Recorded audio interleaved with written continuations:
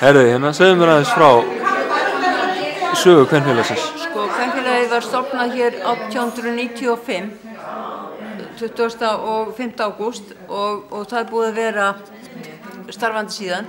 Þá hét það hið Skagfirska kvenfélag og það var ekki fyrir 1952, hefði maður rétt, sem að það var, nafninu var breytt og þá eftir það hét það kvenfélag Sauðárkróks. Vegna þess að það voru komið svo mörg fleiri kvenfélög í sem sagt fjörðinn. Hvað er kvenfélag? Hvað gerir kvenfélag? Kvenfélag, í byrjun var það þannig að það var í staðinn fyrir Tryggingastofnun, segi ég. Það var sem sagt vann að velferðarmálum og menningarmálum líka. Það gerir það raunverulega ennþá.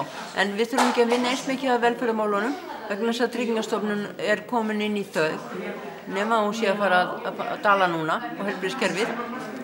Þannig að við höfum eiginlega hér á Sauðárkrók þá höfum við unnið svolítið stíft með sveitarstjórnum.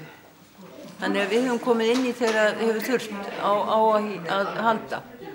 Þannig að við vorum ekkert að rifið upp með sveitarstjórn hér að kvenfélagið hafa alltaf verið til staðar til að vinna að þjóðþrifamálum með sveitarfélaginu þar sem við þurft að gera. Og það er bara vel. Manstu einhver dæmi fljótu bragði? Það er náttúrulega mjög mörg dæmi til, en ég man til dæmis eftir því núna bara þegar það var 120 ára afmæli eða hvað hann var sveitarfélagsins eða bæjarins, 1995 held ég. Já, einhver afmælisár, þá var heilt afmælisár undir.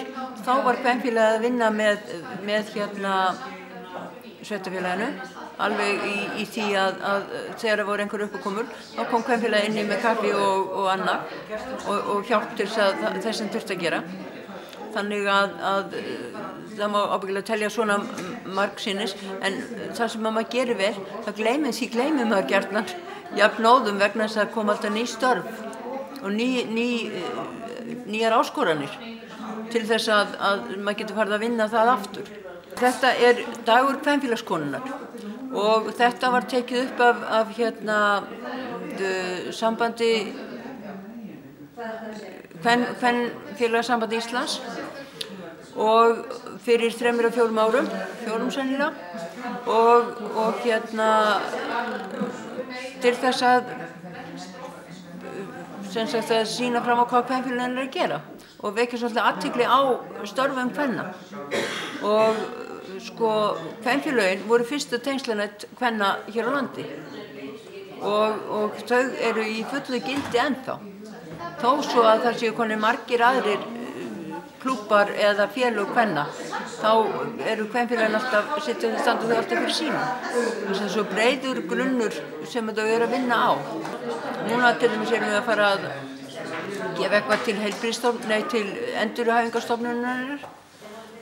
Það tæki verið að ganga úr sér eins og mikið hefur verið talað og við erum farið að gefa milli 600 og 700.000 þangað inn í tækjakaup. Ég er ekki alveg með þá hreinu hvaða tæki verið keypt, en það er alveg að komast á koppinn.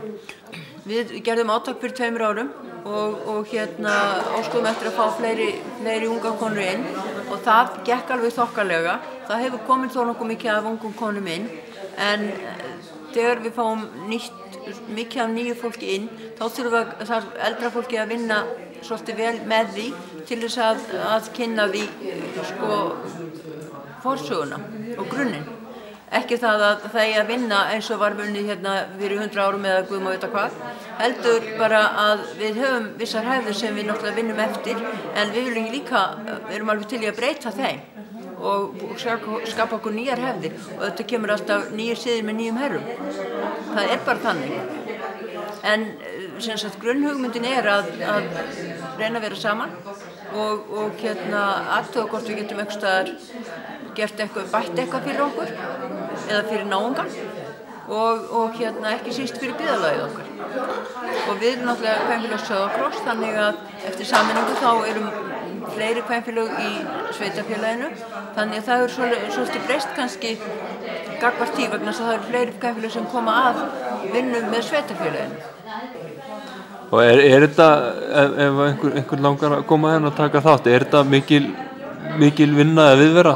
Nei, þetta ekki mikil vinna. Við erum með fund einsinni í mánuði á yfir vetrartímann og við erum með vissar vist sem við erum að gera. Við seljum alltaf jólapapír í nóvember, desember og það sá ágóði fyrir allur í sjóð sem að fer til líknarmála, sjúkrahúsi eða eitthvað slíkt. Jafnvel ef einhverjir eru veikir þá getum við líka notað í það og síðan erum við með fasta liði að við förum alltaf einu sinni á ári upp á sjúkrahús á dvalarheimilið og skemmtum dvalargestum eða dvalarfólki, það vist ekki gestir, það eru fólk, heimilsfólk þar, skemmtum þeim með dansi. Geirmundur hefur farið með okkur í það, dansi og söng og gefum ís og ávexti og eitthvað svoleiðis. Þeim finnst það voðalega flott og gaman. Okkur finnst það ekki síður. Þannig að þetta mjög skemmtileg leið til að kannski láta gott að sér leiða? Mér finnst það, við erum alltaf fundist það. Þannig að það svona geysilega margt sem kemur inn og við erum líka núna mikið í að byggja okkur upp sjálfar, gera fyrir okkur sjálfar, en við getum aldrei gert neitt fyrir okkur sjálfar nema að við getum gert fyrir náungan líka. Það bara þannig að það sem við gerum fyrir okkur sjálfar, það gerum við líka fyrir náungan. Og kannski öfugt.